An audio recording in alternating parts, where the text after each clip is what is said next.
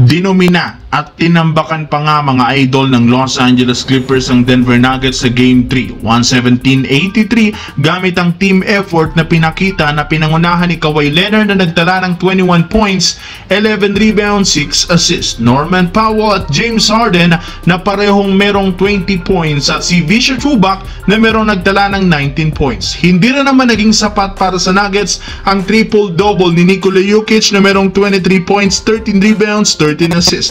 Dahil dito, angat na ang Clippers sa 2-1 sa serye at magkakaroon sila ng oportunidad na makuha ang commanding 3-1 lead next game. Habang sa Denver Nuggets, hindi na alam kung ano ang kanilang dapat gawin para lamang manalo. In fact, maging ang kanilang superstar na si Nikola Jokic na ubos na ang pasensya sa team dahil bukod sa kanya at kay Jamal Murray, wala na ngang ibang player ang tumutulong sa kanila. Hindi na nga nito napigilan pa ang kanyang sarili na maging emosyonal sa bench habang ine-explain nito sa kanyang mga kakampi at sa assistant coach ang dapat gawin.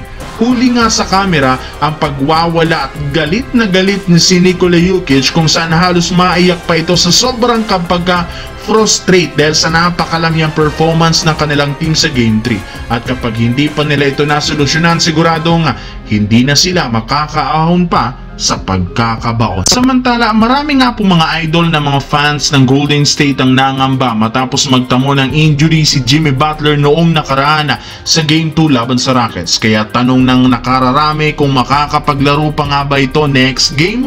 Well, base sa ginawang X-ray at MRI sa likod ni Jimmy Butler, wala rin naman nga pong damage na nangyari dito matapos ang pagbagsak nito sa second quarter ng laro, which is yan ang best scenario para sa kanilang star player. Sa madaling salita, meron pa rin talagang posibilidad na makapaglaro pa rin siya sa serye. Sadyang nakalista lamang ito bilang questionable sa Game 3 since oobserbahan pa rin naman nila ang kalagayan nito kung kakayanin niyang maglaro ng hindi lumalala ang kanyang kondisyon. Isa pang magandang balita, mismong si Butler na ang nagsabi gusto niyang maglaro next game. Magkakaroon nga sila ng 2 araw na pahinga bago ang Game 3 kaya sapat na ito para makarecover siya. Pero ayon sa ilang mga analyst, mas matalino pa rin kung hindi nila paglalaruin si Butler sa next game dahil maaari nga pong mas lalo pang lumala ang kanyang sitwasyon kapag puwersa ito ang kanyang sarili.